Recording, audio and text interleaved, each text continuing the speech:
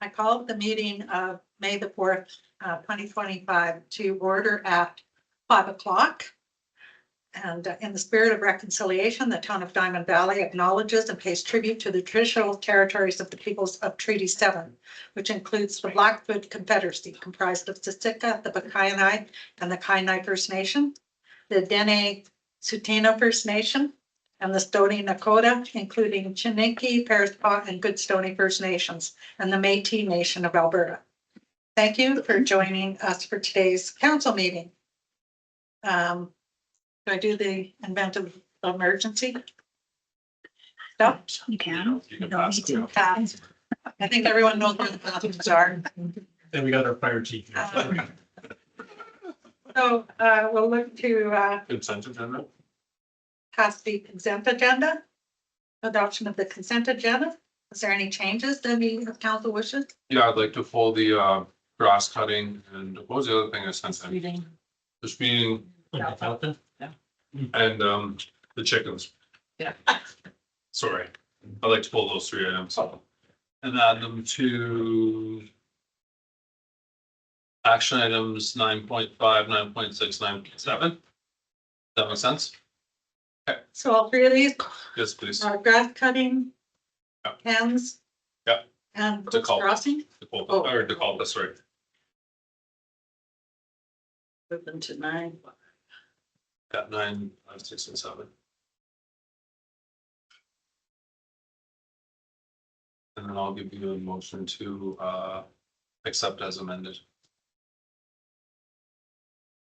All in favor? Yep.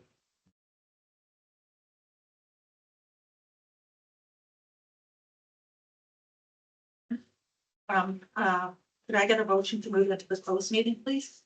We need to adopt the regular one first. Oh, sorry. Yeah, Yes, okay. please. Okay. I can give you that motion to adopt the regular, As amended, or you don't have to say it amended? because that was just a consent we were amending. Right. Remember the vote. Oh, amendment? As amended. My bad. As amended. As amended. Thank you. All in favor? Give you motion on the closed. That's Tyler too.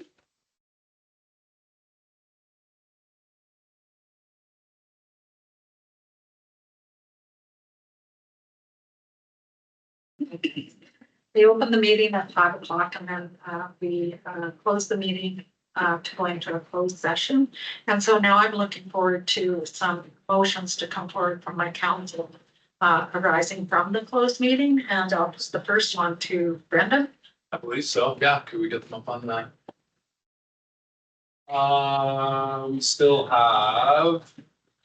Okay, so in close, we're having a conversation with our fire department in regards to a relationship with Eden Valley, with more so from an administrative level, to help support and build out, train the Eden Valley Fire Department, which has been, or fire services, excuse me, public services.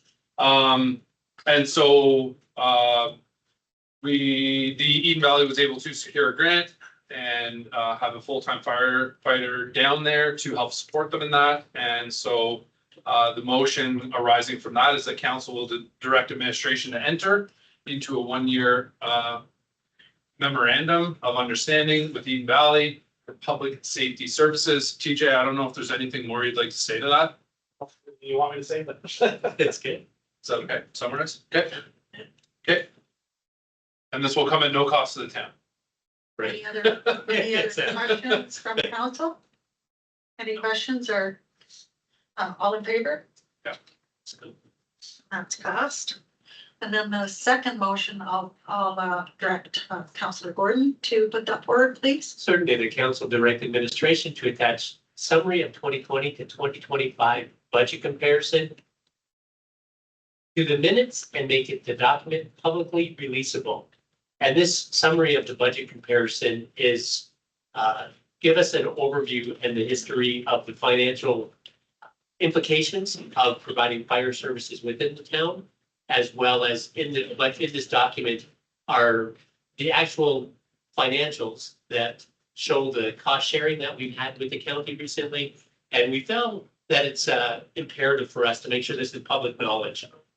I've been on several Facebook chats and you see information flowing around, and we know how social media tends to go down rabbit holes, misinformation, disinformation, or lack of information. So we felt it was very imperative at this time to make sure that we have this in the public knowledge. So we wanted to make sure it's attached to our agenda this evening.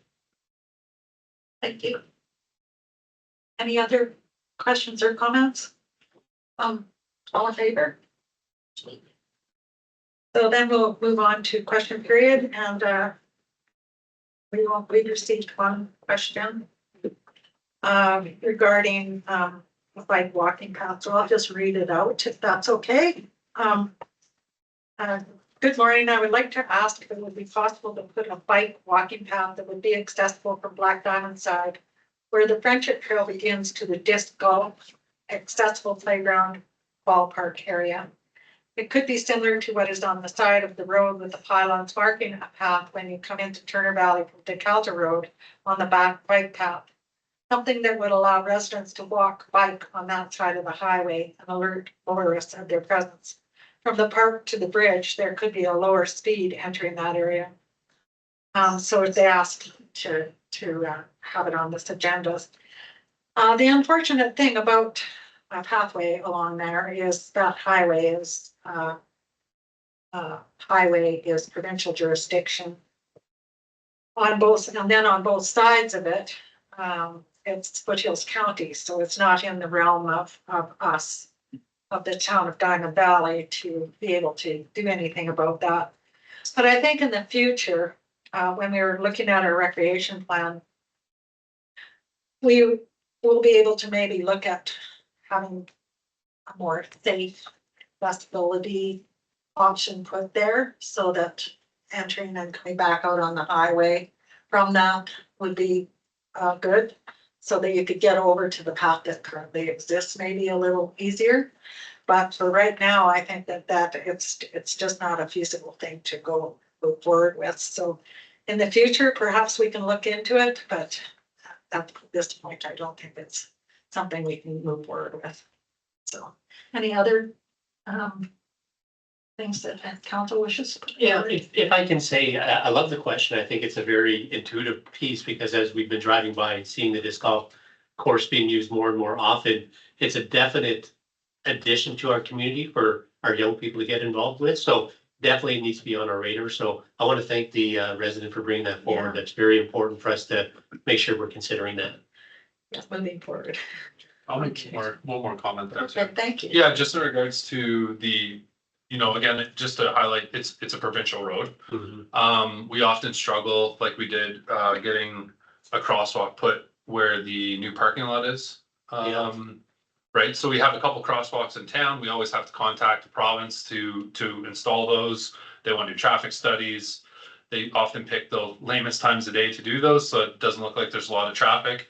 And so in saying that, if we were to put a crosswalk up there, we would be looking at a speed reduction likely in the neighborhood of 50 kilometers an hour between two towns. So while we don't disagree that public safety is a top priority, there's a lot of hurdles that we'd have to overcome before we could get to something like this. And I think the most logical one would be to talk to landowners too, to see if we could make a pathway there rather than use a crosswalk. For me. Thank you. So we'll move on to delegate, or we don't have any statutory or non-statutory hearings tonight. Woo-hoo. I would be really messed up over having to do that. We do have a couple, or a delegation. So I'd like to welcome the Gateway Bible Church, represented by Albert Flukeman and a Friar of Localized Planning. People come forward and you can speak with your. The mic doesn't work. The mic doesn't Not work. working. No, it's not working. No. working. Oh. They'll catch you with the mic in the sky for public. Yeah, we can hear you. Thank you, Your Worship. I'm Albert Flidman. I'm Localist Planning is my company, but I'm wearing two hats tonight. I'm also treasurer of Gateway Bible Church. I've got Abraham Thayer with me, and we've got a few members of the church in the gallery as well who are interested in this presentation this evening. So we've got a quick presentation for you, and we'd be pleased to answer questions following the presentation, and I guess we'll go from there.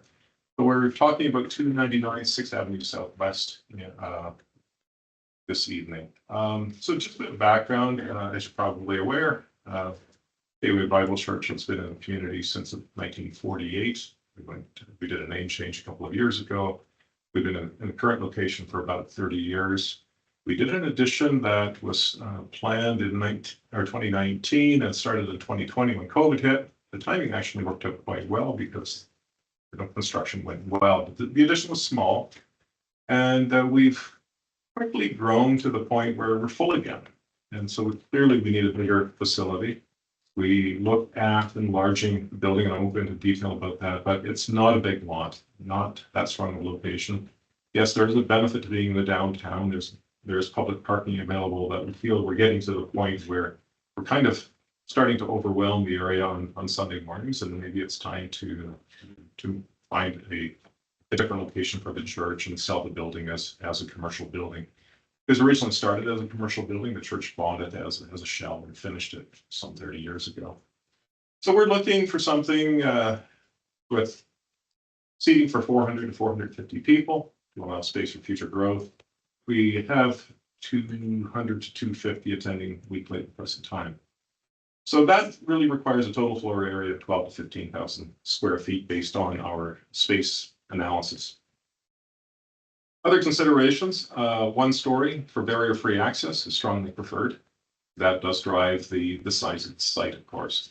We're on 2 levels now. The building is accessible, but really only if you take someone in a wheelchair or otherwise down the ramp, around the building, and in the back door again. So it's less than ideal that way. We would need 100 to 150 parking spaces to meet land use bylaw standards. I don't think the Black Diamond land use bylaw has a parking standard for churches necessarily, or it might not apply in this case, but typically you would do 3 or 4 seats per space, or 1 space per 3 or 4 seats.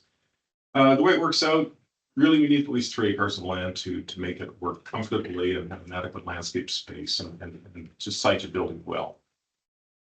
We've been in site search mode for quite a while. We had a discussion about the Lions Club property in Turner Valley, but they would like to donate that or convey that site to an organization that would have a lot of public use associated with it. So the church doesn't really fit in that regard. We looked at the former Coops Auto property, but amazingly, that's simply too small to build a building and meet the parking requirements. And then we'd be relying on street parking and competing with the Roman Catholic Church across the street. So not a good choice there. We looked at rezoning a rural property in Foothills, but that was refused by Foothills Council late last year. So we are back. Looks like we're going to stay in town at least. So I think that's a good thing. We obviously commercial lands on the periphery of the town and lands annexed back in 2019 are possibilities, but we're looking at cost, servicing, being included in an area structure plan, and a long timeline to development. So we'd like to do something sooner if possible. So this municipal reserve property, the corner of 3rd Street and 6th Avenue, has been identified as a possible option. Go to the next slide. That gives you a picture of the site from Alberta GeoHub showing the legal property boundary. So 299, you kind of make up the number in the middle of the site. That is the property. And so I'll go on to discuss that a bit. It's an ideal size. It's a total area of 4 acres. It's on a wide collector street, good access, safe access. It's close to other institutional and public uses. We've got the arena, the high school, the elementary school. So there's a number of institutional uses in the area. It's in proximity to a range of housing options. So we've got a number of congregants living in the area, north and south. And the neighborhoods provide good options for people who might choose to live in proximity to the church in the future. As a planner and a church member, I think there's a lot to be said for trying to live in the neighborhood of the church and being part of that community in a very tangible way. Servicing appears readily available. There's a sanitary line running across the north side of the site and water on the west side of 3rd Avenue. And obviously storm drainage is there as well. And, now we've got some site constraints. This next map shows easements for pipelines. And so there's a triangle out of the southeast corner. There's a pipeline running across the northern boundary. So let's talk about those. The alignments might actually be more restrictive than shown. There might be a pipeline there as well that isn't shown on that map. The map also doesn't show the town's drainage swale across the northern boundary. So while the site is 4 acres, the drainage swale occupies about an acre. The pipelines further limit the developable area of the site. And of course, it's designated municipal reserve.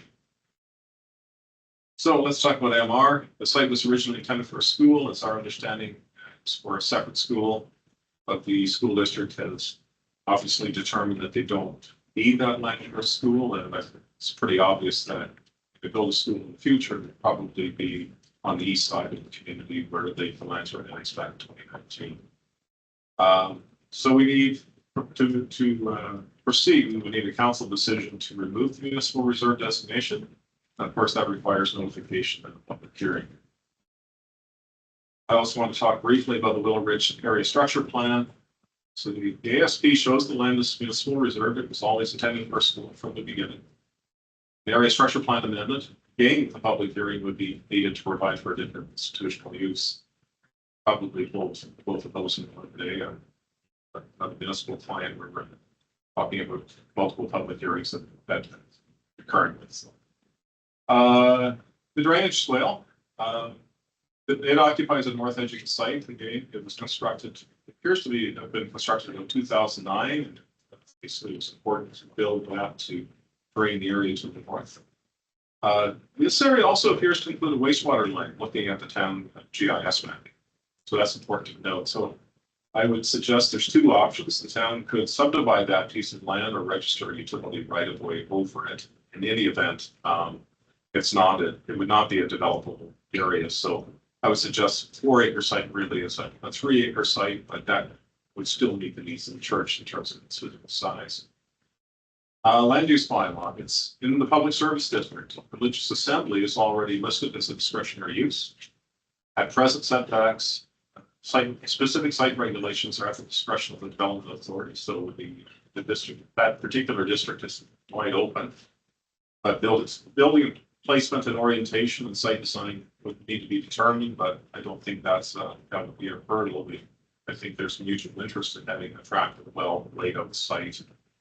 In terms of overall height, I would project that the worship space would be up to about 35 feet high, primarily for acoustical reasons, and then the rest of the building would be a more normal 1-story level. Now, we talked about this. The church might prefer an amendment to the land use bylaw to make religious assembly a permitted use rather than having the possibility of dealing with the appeal of the discretionary use development permit at SDAB. But I think that's a matter to discuss and negotiate at a later date should council wish to proceed with this. So conclusions, the effective area of the site is about 3 acres. The site is constrained for low density residential because of existing pipelines. Church development is believed to be possible by carefully designing and siting a building to avoid pipelines. And so the ask we're making this evening is that council consider declaring the land surplus to municipal needs, direct administration to initiate the processes required to offer the land for sale, and the CAO and planning manager, obviously, either they have talked to you or will talk to you about your surplus lands policy or land disposition policy. And also, council would need to direct administration to enter negotiations for potential sale to the church. So that's my presentation. Thank you, Worship, and I'd be pleased to answer any questions.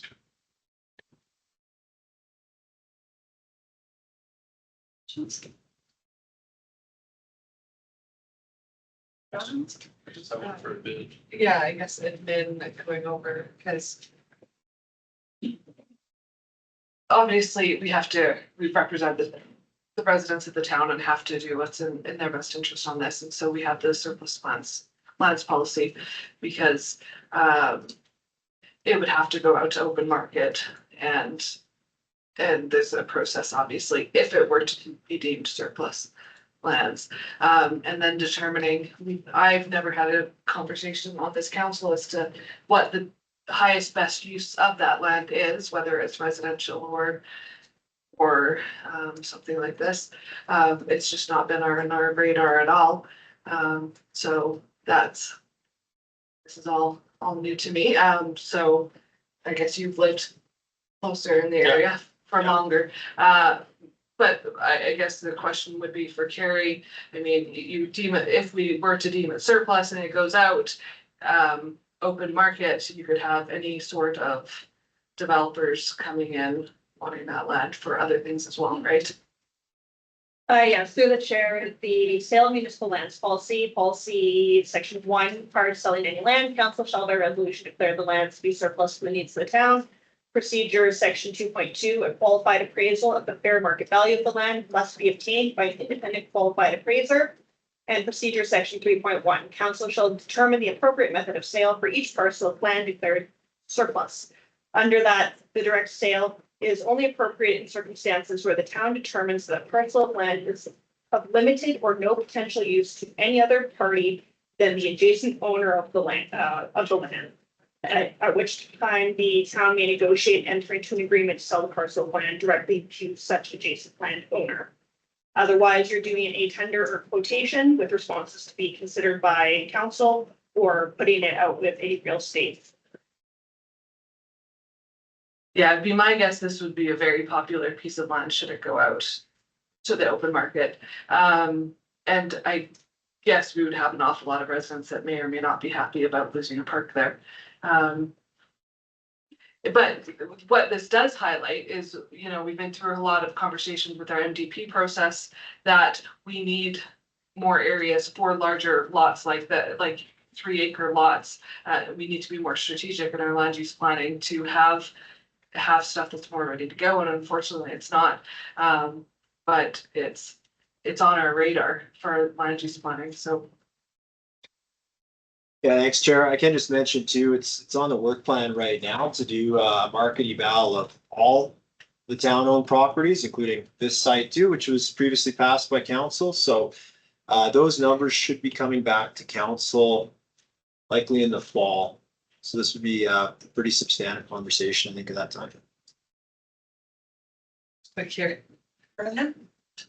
Yeah, so just for your information, this land's for sale, it will be for sale shortly, and this is, 3 acres, so. is it not quite? I thought it was close to 3 acres. Not quite, okay. Okay, just a question for me and for the public, in regards to taxes, for not-for-profits, like a church, how does that, is there any difference?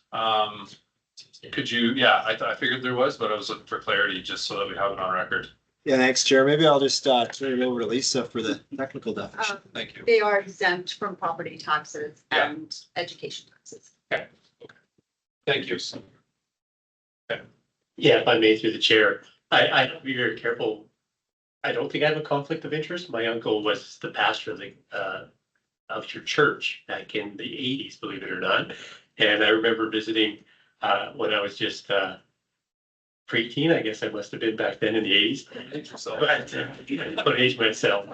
And I'm really torn between two here.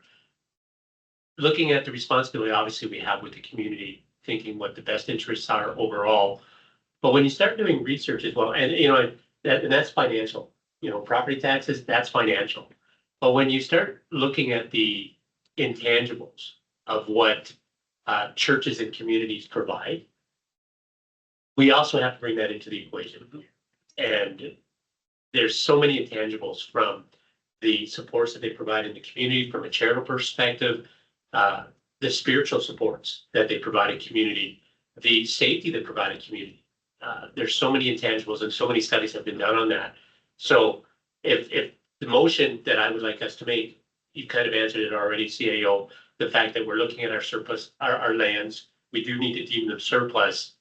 So I don't want to add the extra work to that since you're already undertaking that. We look forward to having that in September. And I think then we can make more directed motions about this land in particular once we have an understanding of that.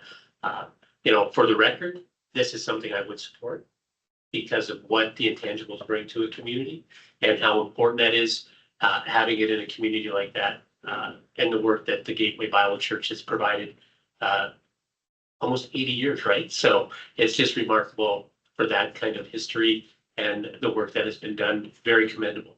And I appreciate the steadfastness of your church. Thank you. I'll go closing. I also would support this. So for all the reasons that Jonathan has put forward, I think it's a great use of the land down there. It's basically fairly like it's non-invasive, like, I mean, yeah, it'll be well used, and I don't think the community will be up in arms over it. They won't like losing their, what they feel is a public dog park. Off leash. Off-leash dog park, which now I see there's signs up, but yeah, again, right? So I would like to see you put the motion forward too, Jonathan, if you don't mind. Brendan? Yeah, I just had to, just being a resident, I live in the cul-de-sac at like directly south of that property. I've been curious since I was elected a couple of years ago about what was going on with that. At the time, it was still designated as a school site. And since then, it's been designated MR. I would like something done with it. Do you wanna go, Carrie?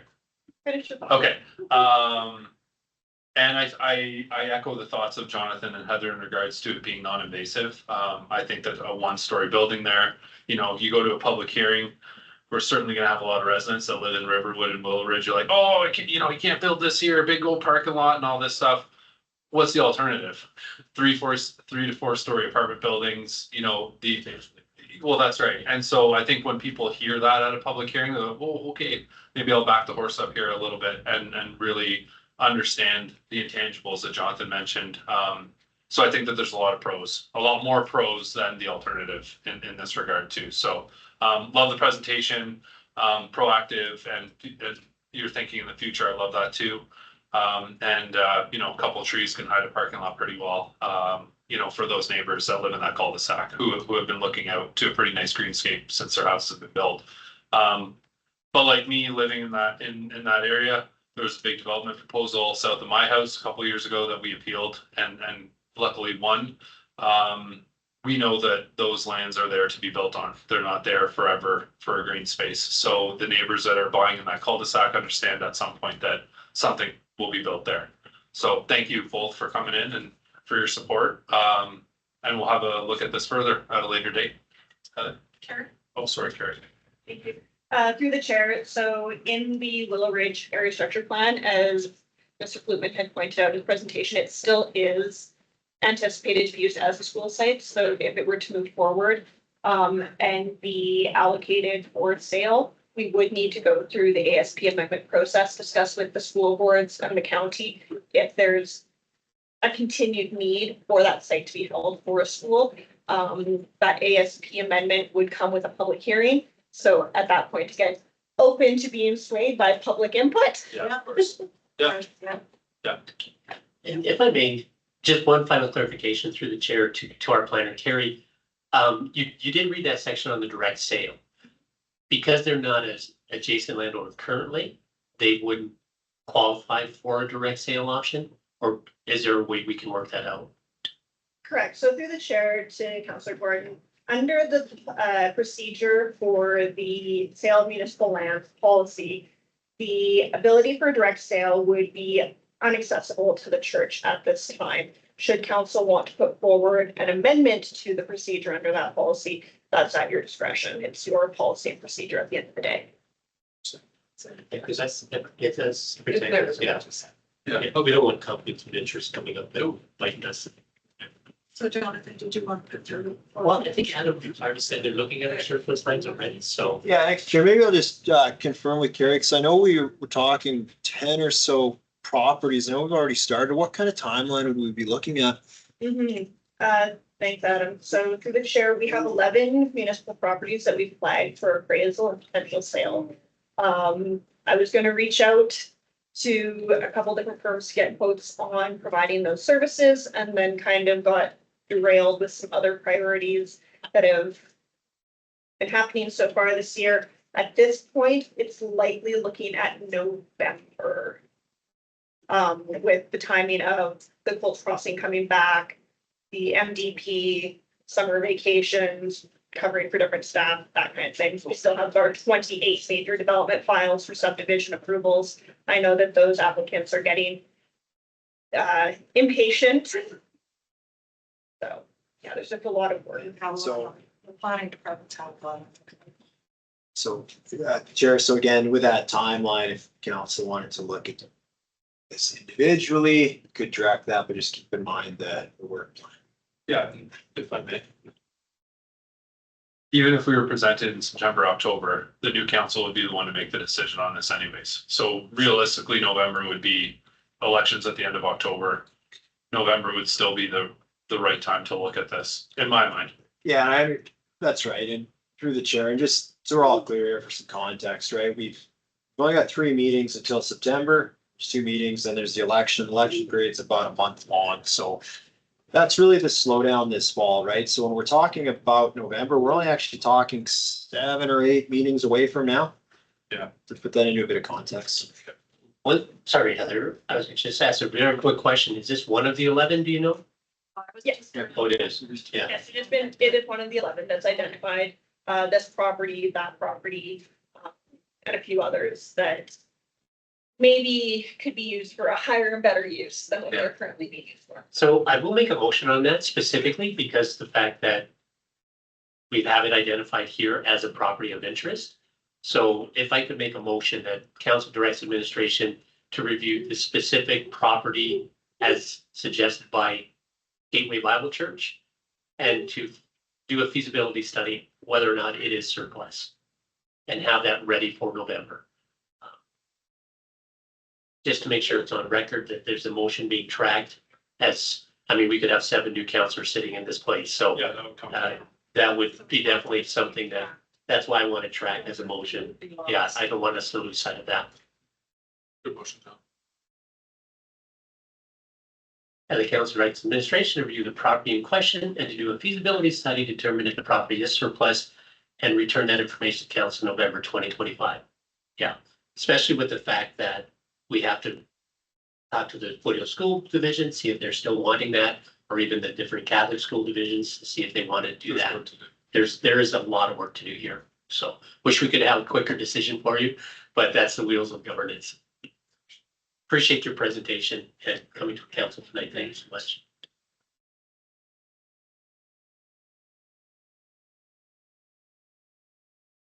Yes, Thank you. thanks, gentlemen, Thanks for coming. Thank you. and everybody else. On to bylaws and policies, bylaw 2025-121, 2025 tax rate bylaw.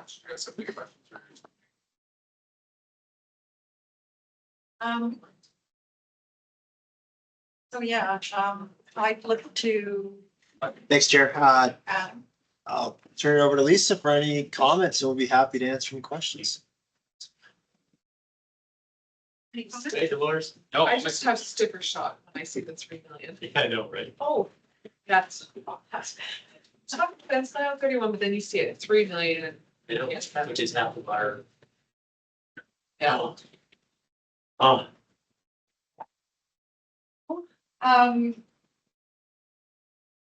Yeah, I had prepared the 2025 tax file as per council's direction with the split that was discussed at the prior meeting. You will notice there's some slight changes to the numbers because we've had adjustments in assessments. And just for your information, this year we had 45 adjustments. Last year we had 24. Oh, wow. Yeah, there's a big increase in that. So the numbers have slightly changed, but the exact same split was used. And then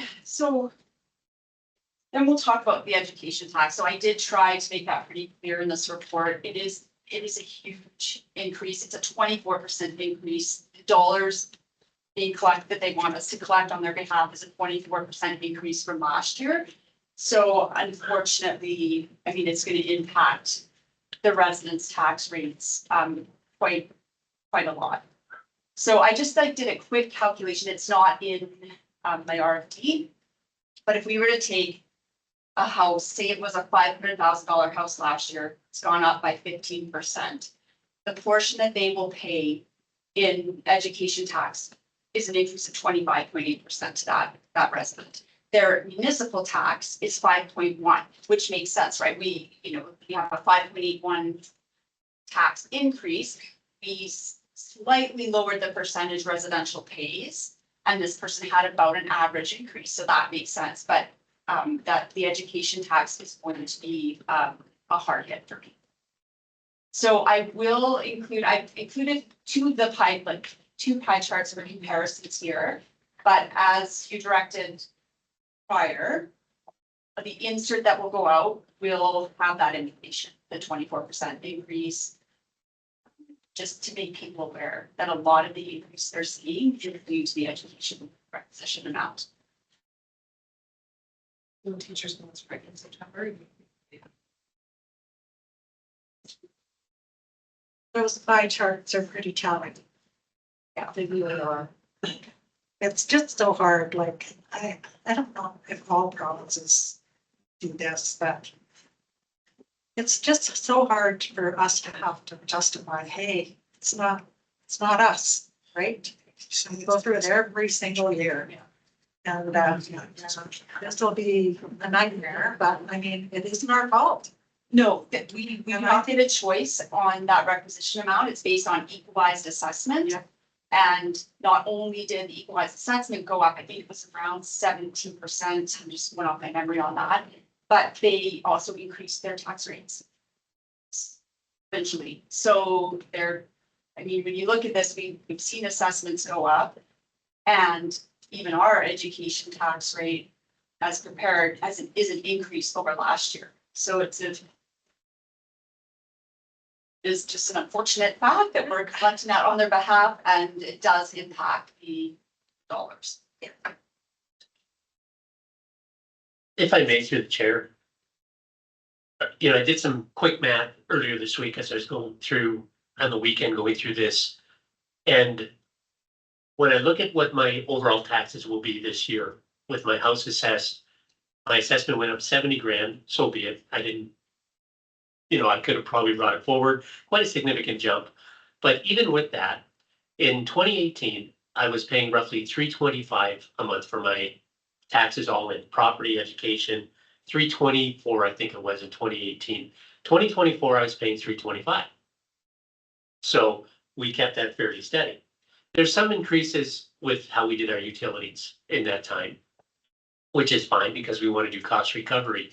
And we're looking ahead to this year in 2025, having almost 800,000 put into our utility reserve. So very pleased with how we have that set up. But even with that, my utilities only went basically, and I break down everything monthly. I know it's bi-monthly, so forgive me. Basically, a $18 a month increase for my utilities. Now, moving into this year, if my math is correct with the different mill rates we have in front of us, I'm paying $18.70 more per month. And the majority of that is going to educational levies. So I need to commend our administration with the way that we found these efficiencies to minimize the increases for our, and I'm not trying to belittle an $18.70, another $20 a month. Not everybody can absorb that in different ways. But at the same time, when we look at the overall inflationary pressures that we faced, the province isn't immune to that either. And with the increases of the population last year, 180,000 people came to Alberta, and they're expecting that again. And, Councillor Holiday obviously has much more inside track with the educational challenges, as does Councillor Kelly. There needs to be that investment from the province. Be great if they did it a different way. But we're all in the same boat together, and we're doing our best to find efficiencies so that our residents aren't as directly impacted as they could have been. So kudos to admit on that. Lisa, correct me if I'm wrong, did the mill rate actually go down? Yes, because you approved a 5.81% Yeah. Tax And that's increase. important to And- note publicly. That's that right. Mill rate That's- actually went down quite a bit, actually. Because assessments went up like around 15 to 16%. So yes, our municipal mill rate did go down because it's a very specific math formula. Yeah. So just because assessments go up, and that's why when we talk assessment, just because your assessment went up, 15% does not mean your municipal taxes are going up 15%. Yeah, so yes, it did go down. Do a first reading. Yep, absolutely. Go first. The council give bylaw 2025-121, 2025 tax rates bylaw first reading. And as Jonathan, Councilor Gordon said, thank you, Lisa. Thank you, administration, for your diligent work here. Overall, this is really good. And had it not been for education, we'd be sitting really pretty now right now. Yeah, it would be super minor. So education is what it is. And, we're along for the ride in that regard. So.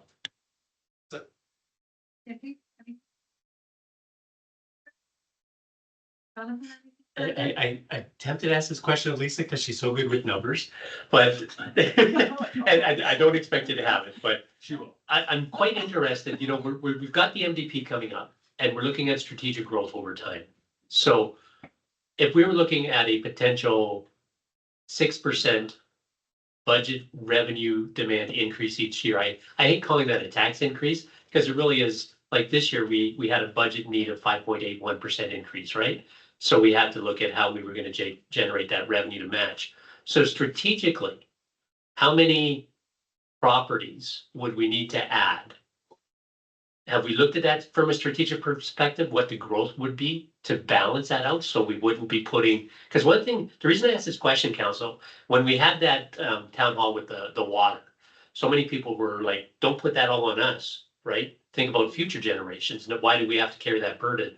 So I'm looking at, from a strategic perspective, how best can we balance the ongoing pressures with strategic growth so that it actually is spread more equitably, I guess would be how I would put it. The simplest answer would be, which you've heard, is commercial, have Yeah. commercial, more commercial properties, because then we could shift that split a little bit away from residential, because they're bearing the largest load. In terms of the number of properties, that's a complex question, because with the increase in numbers, there'd also be an increase to your expenses, right? With snow removal or infrastructure and whatnot. So I would hate to give you that answer I think because Gary wants to. because there'd be an increase to Yeah. that, so. It's a formula that I'd love to know, and I don't know if the chair's seen Carrie up, she's got her hand up, so Oh, sorry, Carrie? Inflation. that's what we need to do. Yeah, thanks for the opportunity. I just, a quick with regards to that, greenfield residential growth historically since the end of World War II has not paid for itself anywhere in North America. Yeah. So as Lisa said, the key is non-residential, or it's utilizing the infrastructure that we already have available so that we're not carrying the burden of the maintenance and the replacement of, and quite honestly, it's mostly linear infrastructure. And given the taxation model that we have in our province, we can't tax based on linear. We base it on property value. So if you have a $500,000 home on a 100-foot frontage, or if you have a $500,000 home on a 20-foot frontage, it's the same. But yet we have 5 times the infrastructure burden on home A. So that infill is very, very key from like a planning perspective to ensure that we can keep our taxes low as well. Excellent answers, and that's what I wanted the public to hear. There's so many challenges that we have to face moving forward, so thank you. Else? No, second reading. We haven't voted on first. Oh, I'm sorry. I All thought in we did. favor? Yeah, Yes. my apologies. I'll give you second. That council give bylaw 2025-121, second reading. Anything further? All in favor? If the third, the council agreed to present bylaw 2025-121 for the third reading at this meeting. All in favor? Sure. The council give bylaw 2025-121, 2025 tax rates bylaw third and final reading. And I did just want to say thanks for creating the handouts or the mailouts that are going to go. Right, those will be critical.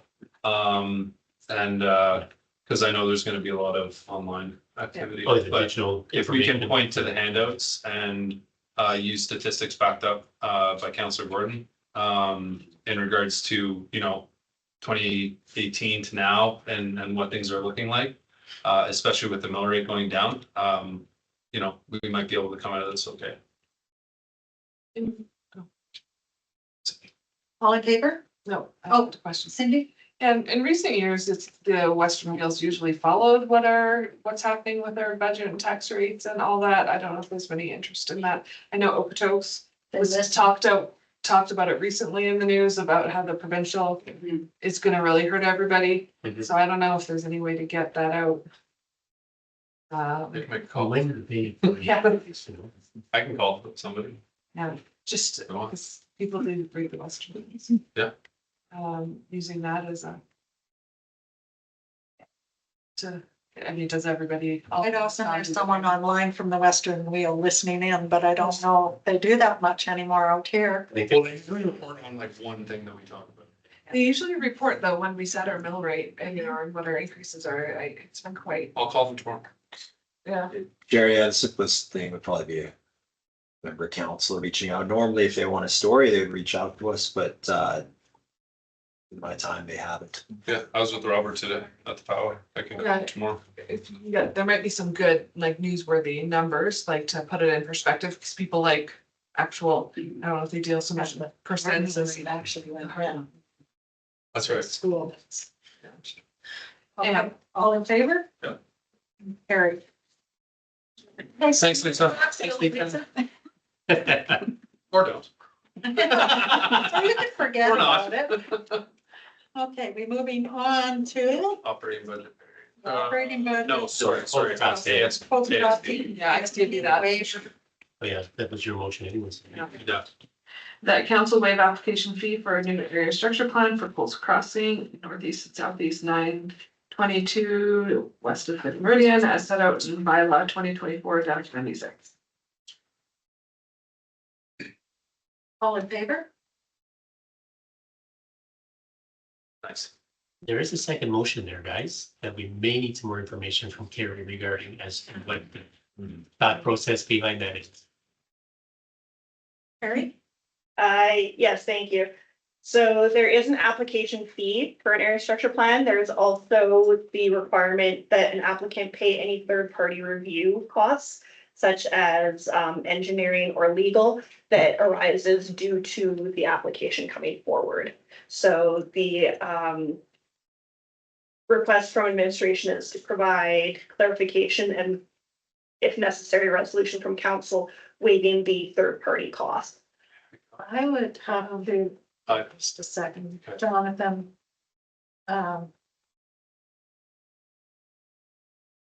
Is that what we talked about? We didn't talk No, about that's it. why I wanted clarification. Yeah. I would say I have a no. question on it. Yeah. If the documents that they're submitting for review are identical, do they still have to get reviewed again? If they're, or they're not quite identical? So through the chair, if they were identical, we would anticipate the outcome to be the same, so that would be a kind of waste of everybody's time. So they are not identical, they are substantively similar. However, it's part of our process that we do circulate out, particularly to our engineering groups. And even if it is substantively similar, it is a new bylaw, and so to do our due diligence and check all the boxes in a file review, we would send it out. There has been discussions with the applicant that they are, I think, to some extent understandably frustrated that they may be charged for that again. I tried to explain that it is in fact a new application and a new bylaw coming forward, so that's part of the process. But that I would bring it forward to council for consideration and potential waiver. I mean, their phase one environmental, phase ones and all their traffic impact studies, those large documents are going to be the same, right? It's more just the new drawings and all that. So I can't see it being the same kind of engineering costs as it would have been the first time. Am I right in that, or is it? Yes, so without a crystal ball, That's my little caveat here. It's anticipated that the reviews should be somewhat quick, well, they should be quicker. There are still likely going to be raised some flags and issues that were existent from the first round of review that they'll probably have continued comments and questions and concerns on. Right. Is there a way to highlight it for our engineers, like what is different and which documents are the same? Or is that not really possible? Typically, when planning is forwarding technical documents, so those that are prepared by a professional, such as a professional engineer, we're not in the habit of identifying where the changes are because of, frankly, liability. I'm not a professional engineer. If they had provided a red line document where necessary, then that obviously helps with the peer review process.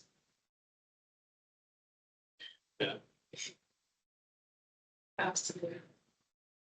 When we had the conversation, we, as a council, said that we would waive the application fee, dead stop. There wasn't a conversation about anything else. While I appreciate Carrie and the applicant bringing this forward, it's not the town's cost to bear this, nor should it be the taxpayers. How much, just for clarity, how much is an application fee for a project? How much would it cost? How much are we waiving essentially? Oh, I'm sorry. The application fee. I read through that today. It waived was $20,075. Okay, perfect. Thank you. Sorry. So we're, and that's why I wanted this to be, like, I wanted to mention this publicly. It's not our responsibility. And in my eyes, I wasn't approving that first permit as presented or application as presented, and we'd be at the same road and they'd be paying $20,000 on top of what they're already asking us. So that's my 2 cents. I think we've already done enough.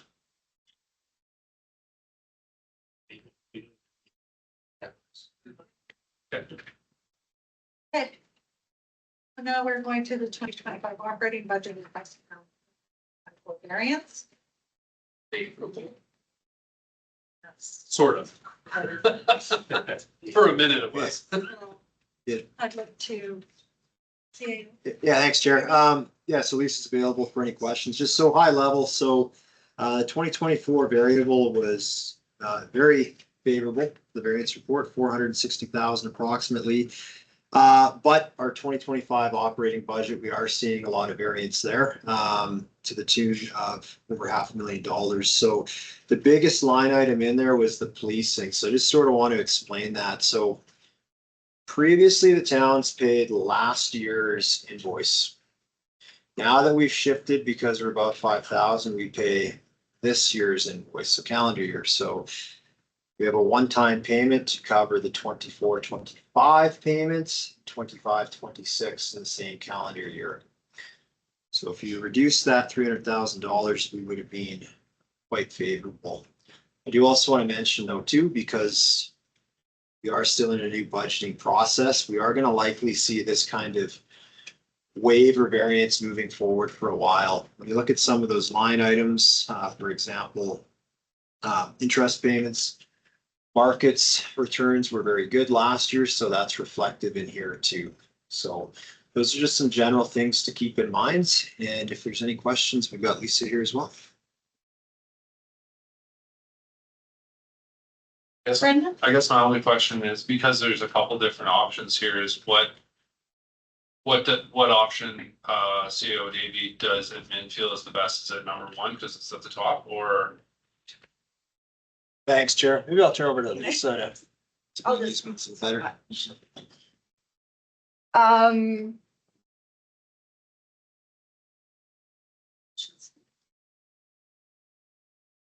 No, I do not. It's not my opinion that option one is the best. Okay.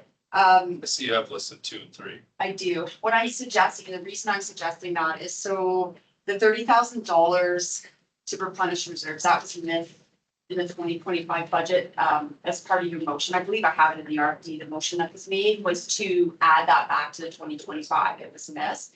So I'm suggesting we don't pull it from unrestricted surplus, that you either direct administration to put it in the 2026 budget, or we just leave it as coming out of general reserves. That's where it was pulled from originally, and that amount was to be replaced with the budget line item that was next. Just because I mean, as I mentioned in the RFD, we don't have quite the unrestricted surplus that we should have. So in that, for the 30,000, I would just recommend that we just, one of those two options, so it counts as discretion. Jonathan, questions? Yeah, so many different thoughts running through my head. I love the fact that our revenue in 2024 was almost $1 million more than we budgeted. That's a phenomenal number. But then when we go through the expenses, we were 507,000 over in 2024. And now we're looking at another 500,000 over in 2025. And, anybody's math, that's not something we can sustain. So a couple of things that I look at that jump out to me is within the expected variance request that we're having now, the additional amount for our fireworks, the additional amount for OH&S. I fully understand the RCMP request for 2024. That budgeting process makes sense to me, and I understand the miss that we had. But obviously, we have to make a decision tonight regarding moving forward with some of these extra expenses. Knowing how much we're putting, like for instance, IT last year for a town our size, we spent almost 290,000 in IT. And the town of Okotoks, 6 times our size, budget's 500,000. So we have quite I know there's different platforms that and upgrades we've needed because of amalgamating. So I understand that. It's just, we need, if there's areas we can tighten up moving into 2026, the better we'll be. Yeah, thanks, Chair. On that one in particular, it's we outsource IT. Yeah. So Okotoks has it in-house. So we brought it in-house, our wages and salaries would go up. Yeah. The IT budget would go way down. So it's kind of the challenge going into 26, right? So to cut $500,000, it'd be significant cuts. So that will be the tough discussion, I think, for the next council. Like I said, we're probably going to be 6 to 10% increase for next year with no new service, just based on current trends. So that's kind of the concern that we have here, that we share, obviously, is that budgets the last couple of years are actually smaller than what is required for current service levels. That's the bottom line. So to get those costs down, it's not tightening, it's cutting. Yeah. And so I think that's the key thing we have to see here. So if I may, one follow-up question, and this, if I can direct it through the chair to Ms. LeBlanc. The additional fireworks request, what kind of fundraising have we been doing? What responses are we getting specifically from our oil and gas companies? I don't see those dollars represented in their sponsorships. So what kind of responses are we getting from them? Chair, thank you for the question, Councillor Gordon. We have to date $1,500 that's been raised. We received funding through ATV and it's delayed sponsorship for Diamond Valley Day. It seems like the focus is more on that. Additionally, though, we did receive approximately $4,000 from the federal government in a big grant. It's called Celebrate Canada. And so that's helped to offset it. Regrettably, although it was submitted to council during budget, it somehow did not make it to the budget. So that's the regrettable part of it. And we don't have the same sort of uptake on our fundraising efforts for the fireworks as we do for something like the Creative Festival. It's the reality, there's less. When we've reached out, we have received from ConocoPhillips, for example, $500 in sponsorship for Diamond Valley Days. And the others, while they are reached out to, and there's different grants that we've applied to, they've either been denied or not answered or responded to. So I think, Council, we need to start reaching out to some of these execs since we're really getting serious here. So.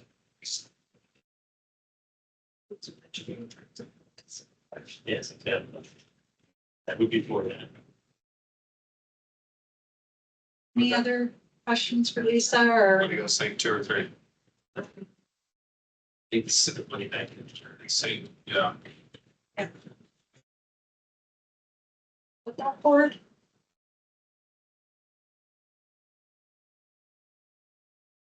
You wanted 3, Jonathan? Okay, I don't mind giving it. That's the one that you're. Yeah, because, because put it in the 2026 budget, and it's Okay, pushing it down the line, but okay. Next council, baby. Okay, well, we may, hopefully. The council the council approved the additional operational expenses in the amount of 492,315,000 to be paid from the unrestricted surplus and the additional operational expense in the amount of 30,000 to be added to the 2026 budget to be placed back into the operating reserve in 2026. On this. So this means that this was for the curling club. Was this just the one time? Or we're expecting any more? It's The just a one one time. time, motion. He came and asked for like Yeah. 60 or 70 and we told him no. Yeah, okay, I just wanted to clarify again, so, Yeah. okay.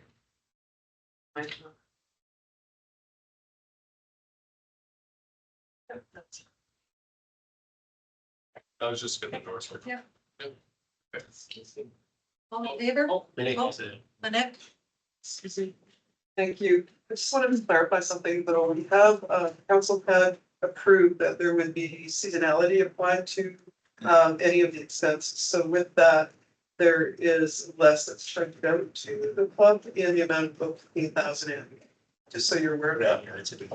And that's now being split with the county is. Will be. Will be. 1/3. 1/3, yes. Like I said, better than not. Okay. So, all in favor? Yeah. Okay.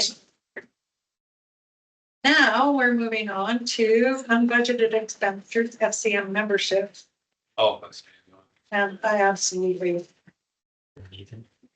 yeah, I think FCM's gone way off track, and what they move forward with, and their focus is more the larger communities, let's face it, and, they're very expensive organization. Thank you about tonight. Yeah, I don't favor continuing with any membership with FCM. Do it, good motion. Huh? Wait, what, number 2? I will. The council direct administration to inform FCM that the town of Diamond Valley will not join FCM. And further direct administration that the FCM 2025-2026 in membership invoice will not be paid and the membership fee will not be included in the 2026 operating budget. All here. You have a question first? Yeah, I did have a question first. And there was something that I thought was said in the thing about benefits that we do get, I did read about that. and I wanted that clarified before we decided to exit. So do we access any administrative benefits or services? Do we do any business through them? We just did for the cell tower thing, but that. Thanks, Garrett. That for the cell tower though, that was publicly available. It is, yeah. So directly, no, we get most of our benefits from AV Munis and the RMA. So this, again, the new town has not paid this before, so we have not used this yet. Oh, okay. Okay, Wow. good. Okay, then I'm in favor. Okay. Okay, I just wanted to- Favor. All in favor. Everyone's in favor, Verna. That's funny. Moving on to the 20 Diamond Valley annual report. Yeah, thanks, Chair. So this was the inaugural annual report, so it is not a legislative requirement, but it is considered best practice. Most municipalities do it. So we strive to get one out for interest and transparency, and it just gives a lot of good information for someone to come in.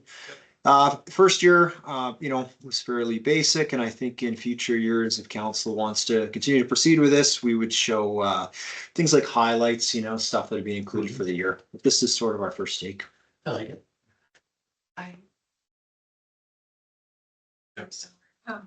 Cindy?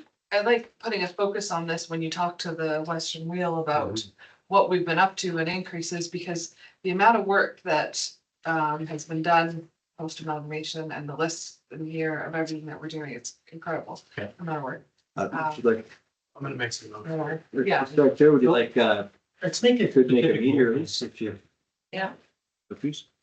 Would you like Is it- to have a media release? on it? Yeah. Absolutely. Oh, Make that as a motion, Cindy.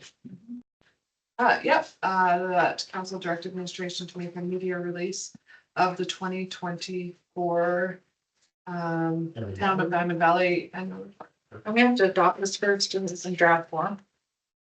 Oh, Correct. So once it's approved, then it's no longer drafted. Yeah.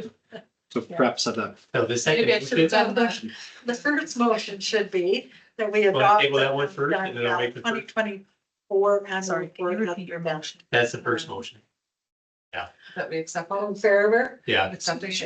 Yes. Accept it. And then the And second then Cindy's motion would motion. be the motion that Cindy Yeah. put forward regarding staff to develop a press release. Yeah, council develop a media release for the Town of Diamond Valley 2024 annual report. And then prepare. a media And then release prepare. for the Down and Out There we go. 2024. Yeah. All in favor? Absolutely. And I assume this will be on the website for EV reading as well? Once we put it up, that's correct. Next, we go to notice of motion for the water allocation policy. So. Oh, Sorry, Carrie, but, Oh, yeah, you got three Oh, options. those ones. which one? one's? We should just read it, and we should. probably have- There you go. We go here, Aaron. The water allocation policy? Yeah, This is just notice. yeah, that's what I mean, instead of. So 9.5 is the letter that we received regarding DeKalb Road. Okay, you guys wanna start with the Falcora? I'll speak to the hens in the grass. I think that you could speak to DeKalb. Yeah. Please You don't. can speak to it. Yeah, the Delta Road has been on the radar for quite some time, and there is a excellent email response from our CPO lead, Matt Hogan, Officer Hogan, and just has that gone back to the resident as well, or is that just an administrative response? mixture, I believe that's just administrative, but following this meeting, we'll certainly send it past. Yeah, that would be my direction, is to make sure that that resident receives that response. And a second follow-up on that one for administration, there's some issues with that speed radar collecting the data. Is that one of our older systems? Because I know we have a specific, couple of the other systems do that quite accurately, so. Yeah, thanks, Chair. I'd have to get back to you on that. Yeah. I don't know which one. I know, we have been having issues with it. What Civic Ops and Municipal Enforcement's hoping to do by the end of the season is to compile it all and bring it back to council. I believe that was a previous resolution. It was. So we'll be able to analyze that data then. If we've had issues with it, we may have to address it then. No, and thanks for bringing that forward, Sayo. And that's what I wanted to mention tonight is we're getting those data collected so that we can make the proper decisions about any traffic calming measures in specific areas we've identified. So as much as, I love seeing the fact that in that where it drops down to 40, it doesn't seem to be, when they've been monitoring it, the speed isn't there, but definitely I know it is at the bottom by the parks there. So it's on our radar and I want to thank the resident for bringing that forward.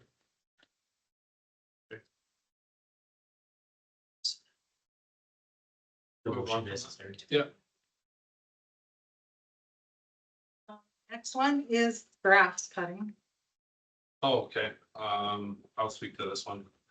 I've been, approached by a couple different residents in different parts of town. The major one is, closer to our cul-de-sac in Riverwood. I had, TJ come out and take a look at the grass behind the neighbors, the cul-de-sac that was previously cut before amalgamation. It's grown to an extent where, according to TJ, it is a fire hazard. And I brought it forward I had TJ address it with CO Davey and Craig. And we got an extensive note back from Craig. I know that there's a lot of areas in town that don't need to be cut. I'm not exactly sure the letter that was attached to this email that I sent in was not the one in around my cul-de-sac. So I know Craig's not here tonight, but would certainly like to see that area cut once or twice a season, if at all possible. It was previously cut. I think Craig knows the area that I'm talking about. And I know TJ's not here anymore, but he definitely agrees with that. But you know, other like, you know, waterways and ditches and stuff, you know, you like Public Works goes as close as they can to the edge. I don't expect them to weed whack all the waterways and stuff. So the letter that was attached, I don't think that is necessarily worth addressing, but certainly the areas around the homes that, because that's, I believe it's MR. And you know, I want us to follow best practice and be a stewards, you know, show the community that we're taking care of the land that we can take care of. Not necessarily, like I said, with the weed whackers and stuff, but if Craig could look back at that area, it's the area that this gentleman here was talking about tonight. It's just at the very back corner of it. And you know, 10 minutes on the mower, just to get it off the people's fence line would be ideal. So I just want to bring that forward. I'm not going to make a motion. I just like Craig to look into it. That's all. Yeah, thanks, Chair. I had the conversation with him today. I think we could probably get it done once a season. This wouldn't be a manicuring thing. The challenge we're having is we're getting a lot of requests back into how the service level was before, particularly in the Black Diamond side, of course, when there was more dedicated staff to that. So, you know, one-offs here and there, when they add up, then you start getting some overtime costs. Now manicuring is different, right? I mean, that's a weekly cut, but from, you know, if this is a once a year thing, I think we can squeeze that. Okay, Yeah. I appreciate that. And again, the machine's already in there. It's not like we're asking them to go and unload it somewhere where they're not already cutting. You know, the residents quote is like, it's as if they're not cutting it on purpose, you know, because of what it used to be cut. And I understand it's a resident, but I'm just advocating for them. It hasn't been cut in 3 years. And I should Chair, I should say too, there are areas that we have curtailed back, right? So we've reallocated, and when you had both previous towns, you had additional staff for a lot of this. So, you know, now we're having requests too for soccer fields that aren't official, ball diamonds we don't own. Right. So all these things add up, and it's just a capacity issue. So a one-off once a year, I think we can handle that, but I just want council to be cognizant that as more and more of these requests come in, they come back, and what we're just talking about earlier about budget enhancements. So I just want to make sure we're balancing that. Yeah, I think one is more than appropriate. And I know that we dropped this golf course on them, you know, and Public Works, you know, it was kind of drop everything and do this, right? And I understand that you got to shift the pylons from Craig's point of view. I won't bring it any more forward. I just don't want to listen to my neighbor anymore. I don't need a motion. I'll just let them handle it. Yeah. And then the last one was the hands. Yeah, just have a follow up. Oh, sorry. Yeah. So we have a snow clearing policy, but we don't have a grass cutting. Is that something some municipalities have, like what's like once a year, what's once a week, and what's fire hazard? Cause I feel like people throw this fire hazard thing out there when really like our biggest fire hazard is that river and all the trees along it, right? Like, but they like to throw it out there. So I think it would go a long way if we know that our fire department has looked at it and said, here's areas, where is it where it actually truly is a fire hazard. And this is how much it needs to be cut. And this is our policy when people come say, we've had our fire, look at it. This is what's vetted, this is what we're doing. Thank you, Chair. That is an outstanding idea. Yes, many other municipalities have that, and this alleviates all those concerns, right? Yeah. So, because right now, one of the big concerns too is that we've had a lot of rain. So, grass might look long, you know, because it's growing an inch every few days, right? So when it's drier next month, grow shorter. So, council's up for it, and this wouldn't be done this term, but we could certainly look at a grass cutting policy that is in line with the snow removal policy. So it's great. one standard, and in that map, it would show, you know, just like we have Pri 1 and 2, 3 streets, you would have Pri 1 and 2, 3 grass cutting, right? So a Pri 3 would be something that maybe, so once a year, where something like a Pri 1 is more of that manicure. Could I just, Yeah, I was gonna make a motion, but okay, just before you do that, when we speak to, because I'm just looking for clarity in regards to that, because when we talk about the property west, like the, I don't know, where all the water's supposed to go during the flood, like it's just west of the big green field that we were just talking Yeah. about, the MR. That's cut all the time, and it looks fantastic, and I think people think that it could be a soccer field because it looks so good. Why? Okay, but it's not. So why are we cutting that so much, right? And I think that that's where a policy like this might come into play. Cut the outside of it, alleviate yourself from doing the middle of it, wasting time, and then you can allocate. So I think that's a great idea. it's easier to pick up dog. Yeah, We absolutely. can't see it if it's high. Yeah, absolutely, Chair. And a lot of these are legacy issues, right? Where maybe one issue of the day, this was important for council, maybe it was a one-off and now it's evolved. So I would highly support the grass cutting Yeah. policy or procedure. And again, this wouldn't be something that you'd see in the next few months, but this is something we could add to the work plan. Cool. Okay, yeah, I'll make the motion that council direct administration to develop a grass cutting policy with input from fire, yeah. Specifically, I want fire mentioned. From the Yeah, fire that chief alleviates all concerns. or from public or what do they call it? Public safety? About 16. Yeah. Great motions. To be delivered by end of 2026. Well, End of 2026. That's what we're looking at. Like, Or maybe Or- it's ages, May or yeah, May or as June soon as 2026. practical, 'cause Okay. I prefer to have this in place before next. Next time. I'd say like Okay. March or April. All right, Have it in place. as soon as practical. I think It's like that. Okay, you getting hands? Yeah, I'll hit hands, but let's vote on this. All in favor? Yeah. Okay, Tim, Tim. yeah, and I'll again, get I'm hands gonna, with you. I'll keep this super light and quick. I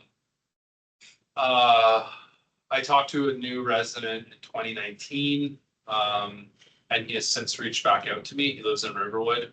And he's fairly distraught because he has chickens or hens on each side of his property that are not caged. Like they have a coop, but they run free all day. So they're along this fence and making a lot of noise. They both work from home, so it's troublesome for him. I wanted to discuss with, I know that we have some information here from Officer Logan. He has, yeah, I just like, I'd like, I wanted to have a little bit more information, from Matt about maybe some steps that this gentleman could take. It's fairly isolated. I have hens. So, but I talked to my neighbors about it and they often get free eggs, so that alleviates a lot of my troubles if I ever have them. So, yeah, I just wanted to bring it forth and just get some clarity, which looks like we have. Like you can see that there hasn't been any complaints directly to the public safety. So I'll direct them to do that. But it might be something worth a conversation in the future, especially with the small backyards in Willow Ridge and Riverwood. If it continues to come up, but at this time, it's just been this one resident that I've been talking to, but there likely are other residents that are bothered by them. So just wanted to bring it forward. Okay, thanks, Jared. If I may, and again, just as a public service announcement too for folks listening. So anything municipal, just please go ahead and dial the line. It's 403-933-0334 and it creates a file and we'll respond. So for this one, came in, we had CPOs respond and I think as a first step, that'd probably be great for the residents and we'll send our CPOs out to see what we can do. Okay. Thank you. Thank you. I had, just for my own education, I had a question. This whole running around in the whole backyard thing is what concerned me. So technically, like our policy is they have to be in a coop in a run and it can't exceed a certain square footage. So am I reading that right? That they have to stay inside their coop and it can't exceed 100 square feet? So and that 100 square feet includes the run? Like, Yeah. that, the gray area is you have a coop size, but then you have a run, and what's considered the run? Is the whole backyard the run, or is that within that 100 square feet? Next year, I don't have the confidence to answer Okay. that specifically. CPO would have to be here, but again, that's why it's important to. Because even though our CPOs try to take a proactive, responsive stance for stuff like this, it's very much complaint driven. So complaint would come in and then that technical details would be determined on site.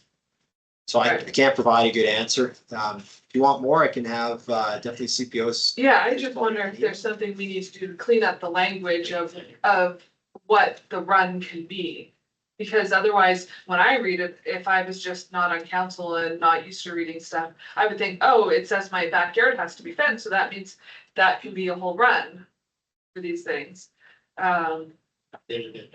So, yeah, That's probably the reason I want to bring. if I could have it clarified, if council needs to tighten up our policy, I'm happy to do that. I just need to know. Okay, Chair, would it respond in an email and then you determine if you want it brought back for? Yeah, just ask them if they want council to clarify, run space and restrictions on that, That'd be the CPO, the CPO. Yeah. because I'll email this guy back tomorrow.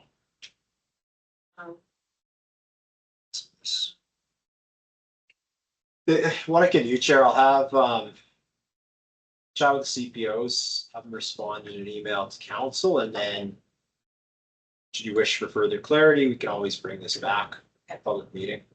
Awesome. And then for this individual resident, best thing would be is call the line, we'll get the file going, and then our CPOs can actually arrive in person and. I think he like me, we were looking for that clarity piece. It was like, Yes, it's nice that they go talk to the neighbor themselves, but somebody Listen. who are too chicken to do that. That's too good. He's on it. okay, so no motion on it all either, so we're done those two. Thank you for entertaining me with those tonight. Yeah. Okay, water allocation. This one, we're just reading, right, Cindy? Motion.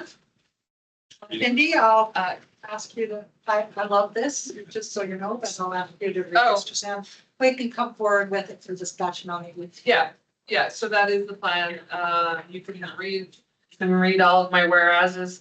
But the motion that I'm putting forward for June 18th is that council direct administration to draft a formal water allocation policy to ensure that available development capacity is assigned to planning approvals in a fair and equitable manner while balancing town strategic priorities and initiatives. The first draft of the report and policy is to be provided for discussion at a Q1 2026 Council Committee of the Whole, budget for policy development and professional consultations for this project, up to 30,000 to be taken from reserves. So that's the motion. We can discuss it. Yeah. On the 18th. Thank you for putting that forward, Cindy. Did you get that number, 30,000 from? Okay, cool. Just wondering if that number was gonna grow. You're like, 30 grand sounds good, and Adam's like 65. And so Okay. I hopefully need to increase. we have no need to Okay. go back into closed. You're like, well, So I'm adjourning this meeting at 7:30. good job, Heather. Well,